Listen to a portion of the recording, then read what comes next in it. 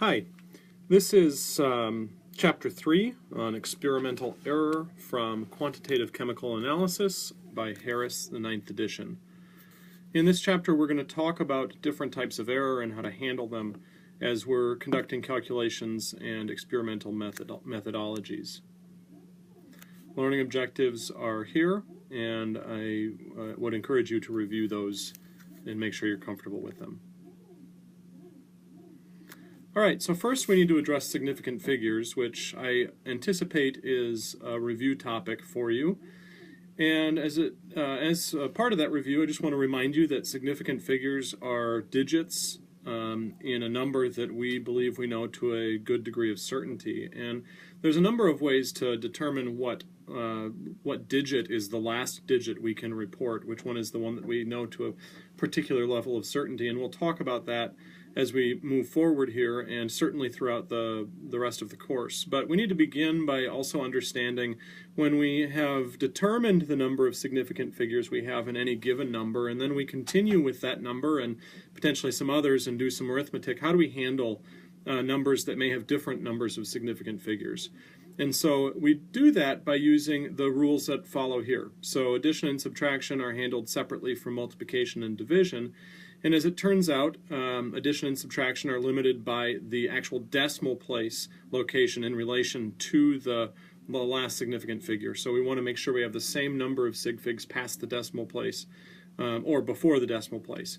And for multiplication and division, we want to keep the same total number of significant figures. Now, if we are doing mixed operations, we just follow the rules in the same order of operation that we use in mathematics, and we apply those stepwise through a calculation. So if we look at what we have below, we have first a couple of numbers that it's just saying to round these or truncate them to a particular number of significant figures. And we can see that in the first case, we have 1.2367, round that to 4 significant figures, and we end up with 1.237. Of course, we drop the 7 at the end, but it's greater than 5, so we round up. In the next case, we can see that because the last digit is a 4 and smaller than 5, we keep 1.238. We don't round that number up, we keep it as an 8. Those rules hopefully are fairly straightforward for you. As far as the rules for 5s, sometimes we'll say if the digit after the last significant digit is a 5, then some people will round up. Other people will arbitrarily round down. I think a better method is to base that decision on whether the following digit, so 2 digits down from the last sig fig, whether that one is an odd or an even number. If it's an even number, we round down. If it's an odd number, we round up. And that way we get an even distribution of values, and it sort of becomes a random error issue. Okay, in this next value, we're doing some arithmetic, and of course we see that in the value 2.69 we have 2 significant figures past the decimal point, and so our answer must agree with that, 2 sig figs past the decimal point, so we end up with 3.71. In the next one we follow similar logic. We have 1 past the decimal place, so we end up with 10.7. The following problem is a multiplication, and so we keep the same total number of sig figs. We're allowed to have 2 in this case, so we write 40. A 40 with a decimal place or a 40 with a line under the 0 to signify that it's the last significant figure. Following that, we have order of operation issue here, and so if we follow through and we do the division first and then we do the addition, in the division we see we have 3 sig figs to keep. When we actually calculate that, we end up with a value that is 2 places past the decimal point, but only has 1 place in the ones, 1 digit in the ones, no digit in the tens, and so we end up with 2 digits past the decimal point. Then we follow that with plus 4.2. That goes 1 past the decimal point, and so actually 11.9 is the correct value. We end up retaining that third sig fig as a result. If you have any questions about significant figures, make sure you ask me or do some review in the homework or in the back of the chapter. There's problems available there also. So as we're dealing with experimental error, we also need to make sure that we're all straightened out as far as our understanding of the definitions of accuracy and precision.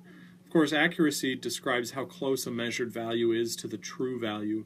So we might have a known value from a reference book and we're measuring what that is to be, or we may know that a particular volume is what we're supposed to be measuring, and we're trying to see how close we are to that. Precision just describes how close, how reproducible a set of values are. So it doesn't relate at all to a known value. It only relates to the individual measurements, the samples that you've been making, the measurements you've been making, and how close they are to one another. So if we take a look at these three targets, this is sort of the cliche approach to looking at accuracy and precision. I'm going to mark some different points on each of the targets, and I want you to think for a moment after I've marked them, maybe pause the video, and just label an A and or a P to each of the targets and decide whether or not they have accuracy, precision, or both, or maybe neither. Okay, so pause the video for just a moment and assign those. And here they are. We have, first in the upper left, we have precision but not accuracy. You see that they're very tightly grouped, but they're not very close to the target. In the upper right, we have accuracy but not precision. You could argue, maybe we've zoomed in, and maybe this does have precision, in fact. In fact, maybe you said that it did. But in this context, we're going to say that realistically we could have hit the center target, and so we don't have precision here. In the last one, we say that we have accuracy and precision. We hit the mark, and we hit it repeatedly.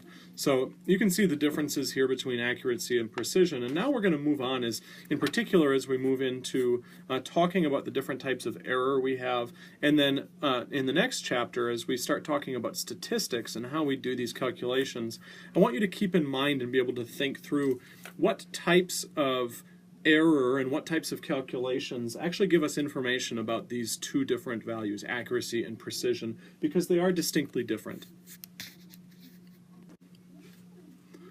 So now, as I've been mentioning, referencing already in this video, there's several different types of experimental error. In fact, there's two that we need to talk about, and that includes first systematic error, or what some people will call determinant error. And this is a type of error that represents a flaw in the design of the equipment or the experiment. And so we're talking about an error that is reproduced in the same direction. That is, it always has the same sign, a positive error or a negative error over time. And so it's an error that is not random. It's very, as the name would suggest, very systematic. And as I said, it's either above or below the true value. And so we're not going to see that vary over time. And what this tells us is that it's something that we could actually fix. So some examples here are improper standardization of equipment. So if we don't standardize a method, maybe we haven't done the proper baseline correction, or we haven't adjusted for a y-intercept of a linear fit or something like that, we'll end up with an error that's fairly well quantifiable. And so over time, that will become apparent if we're making good observations of it and asking good questions, and it's something that we could fix. Another example would be a reagent that's not transferred quantitatively. We know that if we don't transfer quantitatively, there's no possible way to get more reagent than we started with. We can't just create matter out of nothing, but we could get less. And so if we don't practice good quantitative transfer, that's going to be a systematic error that's going to work its way through all of our calculations and all of our labs. So it's something that we want to fix. And the way that we do that is that we fix the equipment. We adjust for the y-intercept of a linear fit, or we make sure that we modify our laboratory procedure to include things like good quantitative transfers and things like that. So there are ways of fixing systematic error, and we want to be mindful of them, though sometimes these errors may be so small that they're inconsequential, or they may be so expensive or difficult to fix that it's not worth our time. So we can also be mindful of that. We don't just fix these things at all expenses, but we want to be able to identify them. The next type of error is random error, or indeterminate error, and this is error that's uncontrolled or uncontrollable. We have no say over it. And so this means that this error is going to fluctuate above and below a true value, and we aren't going to be able to determine beforehand the sign of it.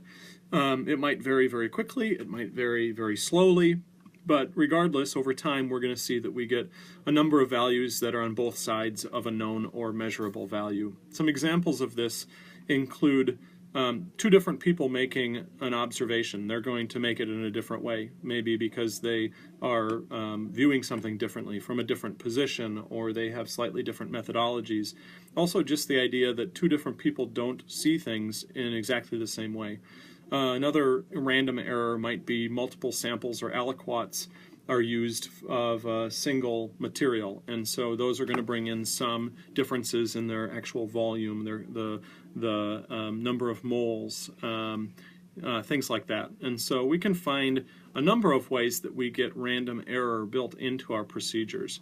And the correction for this is that there really is no correction. As the name implies and as the description clearly says, it's uncontrolled or uncontrollable error. And so there's nothing that we can do to get rid of random error. But oftentimes we might misunderstand error, assume it's random, and actually find that there is some systematic error. So we want to be careful and mindful of that. Okay, so let's take a look at a couple of different varieties, explanations of error, and see if we can identify what type of error they are. So I'm going to give you a moment. I'm going to have you pause the video, and I want you to look through these. Each one, read it slowly, and identify whether you find random or systematic error in each of these four cases. All right, so now I'm back here, and I'm going to just walk through each of these with you. So in this first case, we definitely find systematic error. We can see that the transfer pipette was supposed to be 25 milliliters, but it consistently delivers 0.031 milliliters more, and that the error term, plus or minus 0.009 milliliters, is not significant enough to get us below 25. So there's some sort of systematic error here in this device. But at the same time, there is some amount of random error. The plus or minus is something that fluctuates above and below. So we would call that random error. The next value, a 10 milliliter burette, consistently delivers 1.98 plus or minus 0.01 milliliters. In the same sense as the previous one had both systematic and random error, this one does as well, along with the other two values here, 2.03 milliliters plus or minus 0.02. What you'll note is that these random errors do not fully compensate for the systematic error, and therefore we see both. Now, if we were to see that we had, on the second case, maybe 2.01 milliliters plus or minus 0.02 milliliters, one could argue that that random error was sufficient to allow the other value, the measured quantity, to deviate both above and below the estimated value of 2 milliliters, or the known quantity. And so we don't see that. We see a value of 2.03, and we don't see it get below 2. In the next version, it's too hard to tell with only two data points in this particular case. So we see we have a 10 milliliter burette that delivered 1.983 grams of water when it was drained to exactly 0 to 2 milliliters, and the next time we did the same thing, we delivered 1.9900 grams. Now this could be a random error, it could be a systematic error, it could be something that we introduced into the system, we don't know. So be careful when you're assigning error. Oftentimes we need to make sure we have sufficient data to be able to assign that type of error and identify its cause. In this case, of course, we see random error. We see that we have values, 4 consecutive 20 microliter injections of a solution into chromatograph, and that their peak areas are, we don't know what they're supposed to be, but we see them deviating up and down, and so we assume that this is random noise that is just built into the system.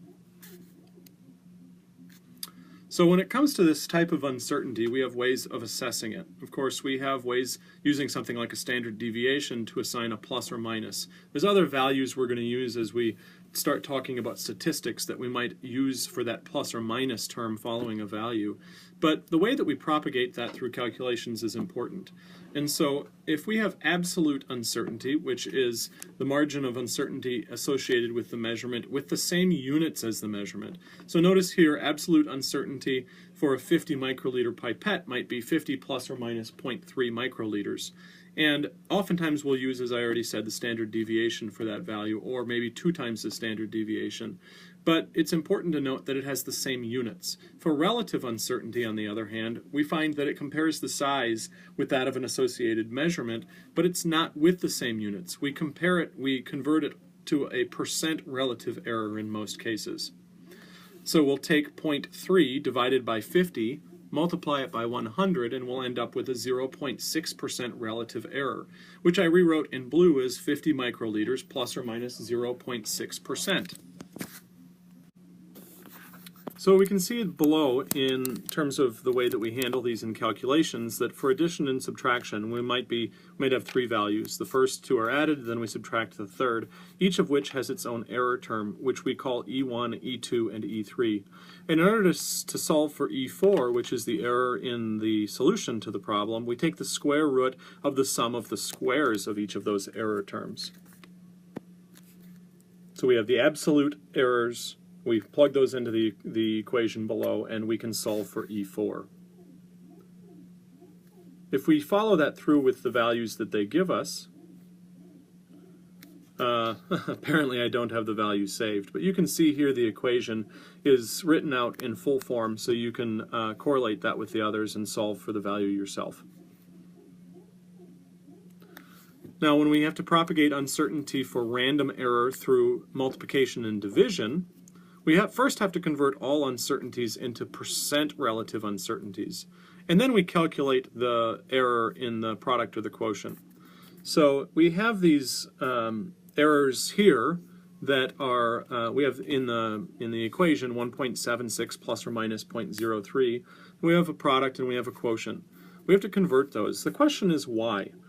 So the reason for that is that they don't have the same units, and so we might have two quantities that are being multiplied with very different units, and so there's no way to adjust for their errors to add them together within the square root term below unless we've actually gotten rid of their units or converted them to the same units.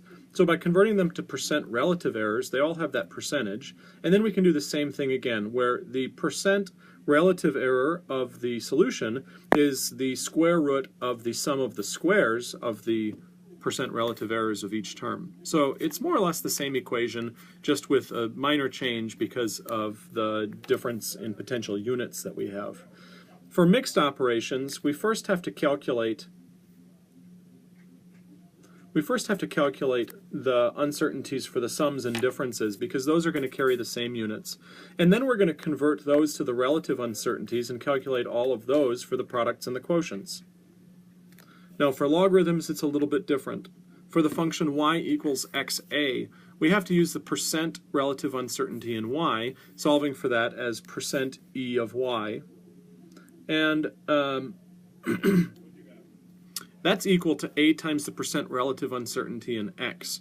So we can solve for that. If we understand x, we can solve for the percent relative error in y. And finally, it's important for us to understand the real rule for significant figures. And I mentioned before that we have ways of determining which digits we're going to use as significant and which digits we won't. And in the example below, you can see that we have error terms. We're trying to add these two values, and then they've calculated a new error for this. It's a quotient, of course. And so we have 0.0946, and you can see it's plus or minus 0.0002. Now, the 2 happens in the 10,000th place, so 4 places past the decimal point, and the last significant figure in the answer, or in the numeric value, agrees with that in decimal place. And that's the rule that we want to focus in on. If we're given values that have a particular number of significant figures, we can rely on that. But when we're using them in calculation, we need to rely on error terms. Or when we've collected laboratory data on our own and we can calculate something like a standard deviation, we'll use that figure, the standard deviation, and its decimal place to assign the number of significant figures for the answer. And remember that standard deviations, by definition, only have one significant figure, so only report one digit. Here's a summary of the table of the equations that we've gone through for these different calculations. And of course, if my quick explanation of each of them, assigning the terms and talking through them wasn't enough, do make sure that you go and find a few problems in the section in the textbook or in the back of the chapter to get some examples and some experience with them. Here's some other opportunities for you to do, and we're going to go through these in class, a couple of them together to get a sense of it. So you can start a couple if you want. If you think you've got a handle on it and you want to do 2 or 3, by all means go ahead and do that. But we'll do some of these in class also. And that's all I have for this chapter. I'll see you in class.